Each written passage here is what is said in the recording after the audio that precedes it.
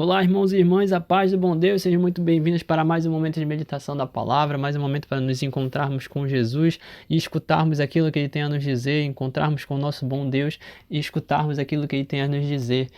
Que nós possamos abrir nossos corações, deixar o Senhor vir falar conosco, deixar que Ele possa ir transformando mais e mais a nossa vida, encontrando em nós a abertura necessária para a nossa conversão, para que a ação divina, a ação sobrenatural dEle em nosso coração. Assim sendo, que nós possamos então nos entregar à Santíssima Trindade, pedir, clamar ao Espírito Santo para que ele venha nos ajudar a bem compreender a Santa Palavra, as Escrituras para este dia. Estamos reunidos em nome do Pai, do Filho e do Espírito Santo. Amém. Vinde, Espírito Santo, enchei os corações de vossos fiéis e acendei neles o fogo do vosso amor. Enviai o vosso Espírito e tudo será criado, e renovareis a face da terra. Oremos. Ó Deus, que instruísse os corações dos vossos fiéis com a luz do Espírito Santo, fazei que apreciemos retamente todas as coisas, segundo o mesmo Espírito, e gozemos sempre de sua consolação, por Cristo Senhor nosso. Amém. Primeira leitura de hoje, livro do profeta Jeremias, capítulo 18, dos versículos 18 a 20. Naqueles dias, disseram eles: Venha para conspirarmos juntos contra Jeremias. Um sacerdote não deixará morrer a lei, nem um sábio o conselho, nem um profeta a palavra. Vinde para o atacarmos com a língua e não vamos prestar atenção a todas as suas palavras. Atende-me, Senhor, ouve o que dizem meus adversários. Acaso pode-se retribuir o bem com o mal? Pois eles cavaram uma cova para mim. Lembra-te de que fui à tua presença para interceder por eles e tentar afastar deles a tua ira. Palavra do Senhor. Graças a Deus. Salmo responsorial. Salvai-me pela vossa compaixão, ó Senhor Deus. Salvai-me pela vossa compaixão, ó Senhor Deus. Retirai-me desta rede traiçoeira, porque és o meu refúgio protetor.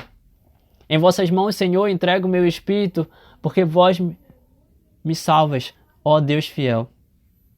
Ao redor todas as coisas me apavoram. Ouço muitos cochichando contra mim. Todos juntos se reúnem, conspirando e pensando como vão tirar-me a vida. A vós, porém, ó meu Senhor, eu me confio e afirmo que tu és o meu Deus. Eu entrego em vossas mãos o meu destino, liberta-me do inimigo e do opressor. Salvai-me pela vossa compaixão, ó Senhor Deus. Evangelho de hoje, o Senhor esteja conosco, Ele está no meio de nós. Evangelho de Jesus Cristo segundo São Mateus, glória a vós, Senhor. Mateus capítulo 20, a partir do versículo 17. Naquele tempo, enquanto Jesus subia para Jerusalém, ele tomou os 12 discípulos à parte e durante a caminhada disse-lhes: Eis que estamos subindo para Jerusalém, e o Filho do Homem será entregue aos sumos sacerdotes e aos mestres da lei.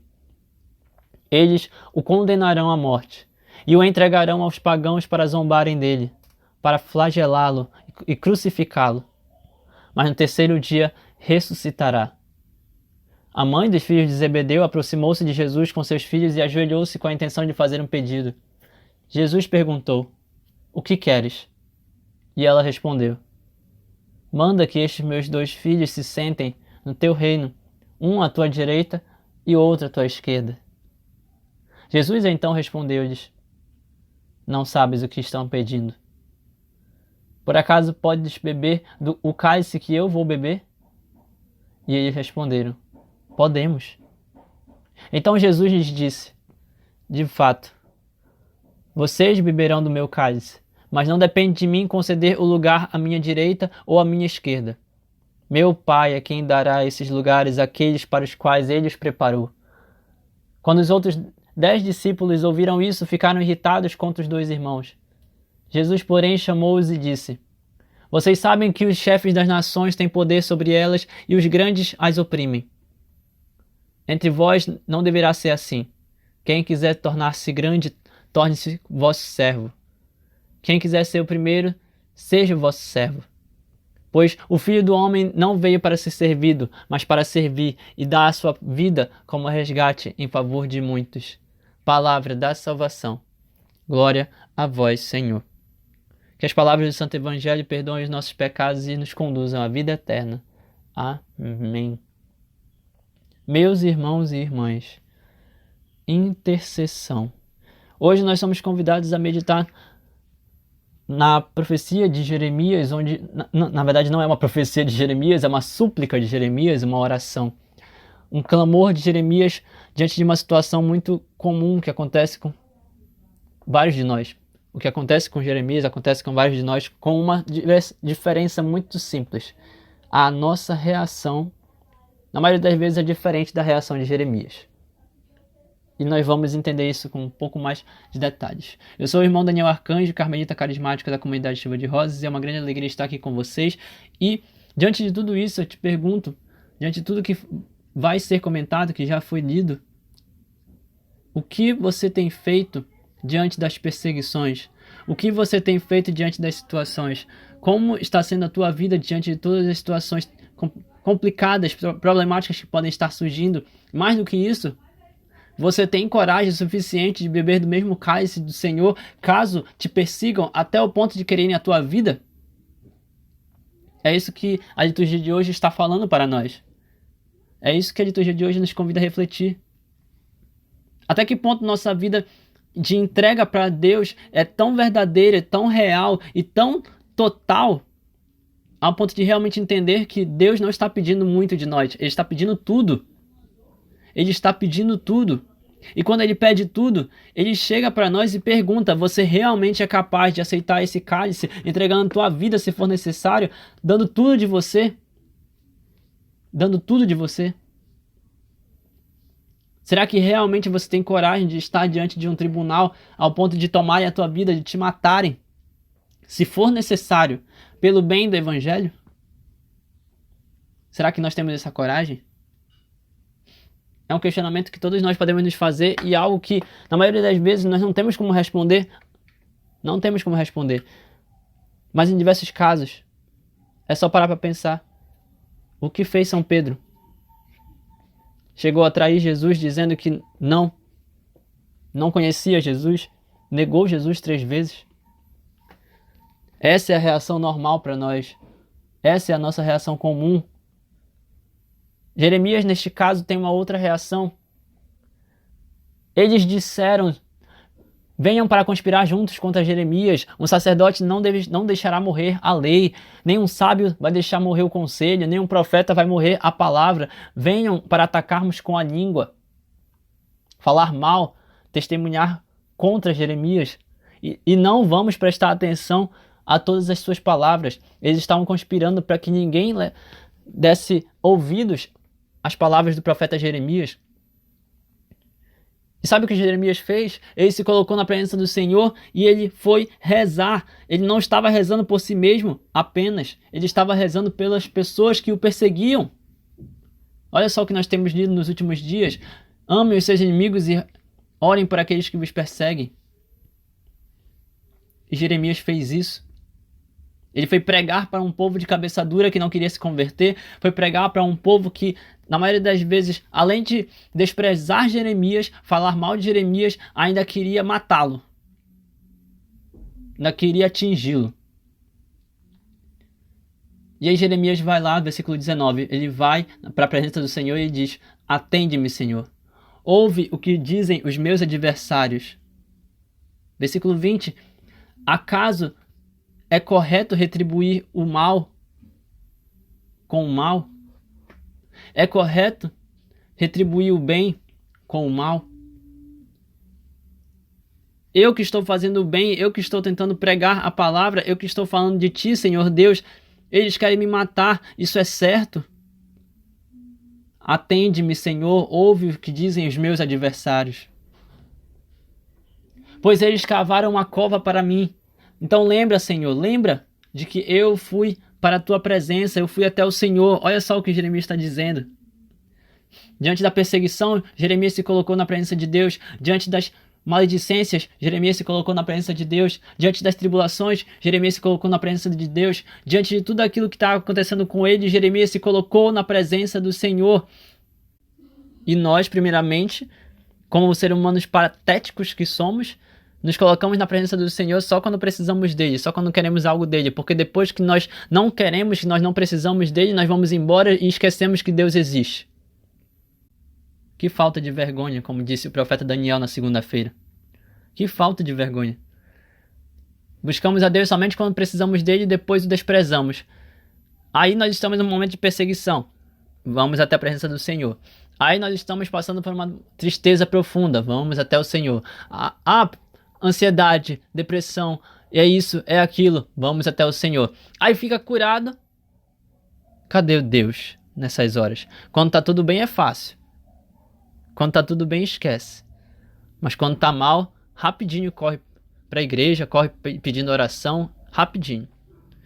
Jeremias está mostrando para nós que diante de todo e qualquer tipo de situação, enquanto nós estamos bem, nós pregamos sobre o Senhor. Enquanto nós estamos bem, nós falamos de Deus. Enquanto nós estamos bem, nós falamos aquilo que Deus quer de nós.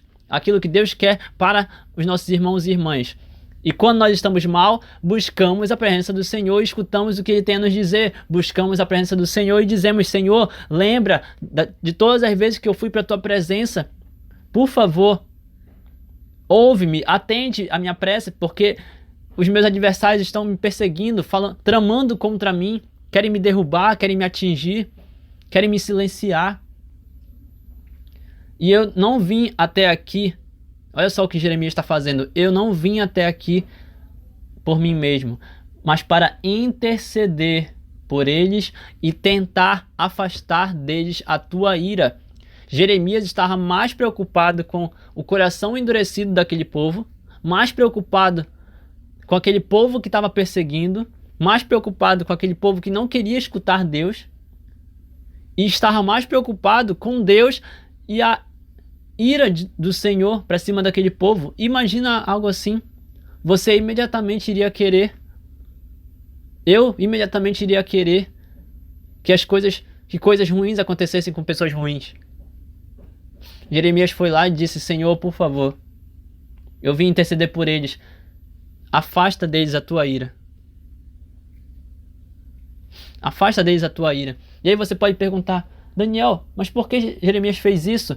Essa é uma prefiguração direta daquilo que vai acontecer no Evangelho. E olha só o que Jesus diz. Estamos subindo para Jerusalém e o Filho de Deus será entregue aos sumos sacerdotes e aos mestres da lei, que vão condená-lo à morte. Porque Jesus morreu? Para nos salvar. Porque Jesus morreu? Para nos santificar. Porque Jesus morreu? Para nos purificar. Porque Jesus morreu? Para pagar o preço dos nossos pecados de uma vez por todas. Por isso ele morreu. Por isso ele se entregou. Foi flagelado, crucificado, em definitivo. Para cumprir a promessa que ele mesmo fez também de ressuscitar no terceiro dia. Ele veio como Salvador, ele é o nosso Salvador, e assim o fez. Intercessor dos humanos para que a ira de Deus não recaísse sobre nós, para que a ira do Senhor não recaísse sobre aqueles que não queriam se converter, sobre aqueles que não queriam se tornar verdadeiramente o povo de Deus. Fariseus, mestres da lei, pagãos, todos eles iriam sucumbir à ira de Deus antes do esperado. Jesus vem e para nos libertar, nos salvar, para mostrar verdadeiramente a humanidade aos olhos de Deus, Jesus vem, salva-nos, dizendo: perdoa-lhes, Senhor, eles não sabem o que fazem. Pai, perdoa-lhes, eles não sabem o que fazem. Eis o cálice da salvação. Eis o cálice da salvação. Da mesma maneira como Jeremias intercedeu por aquele povo que não queria se converter, coração endurecido, cabeça dura, e ainda perseguia, ainda queria matar Jeremias.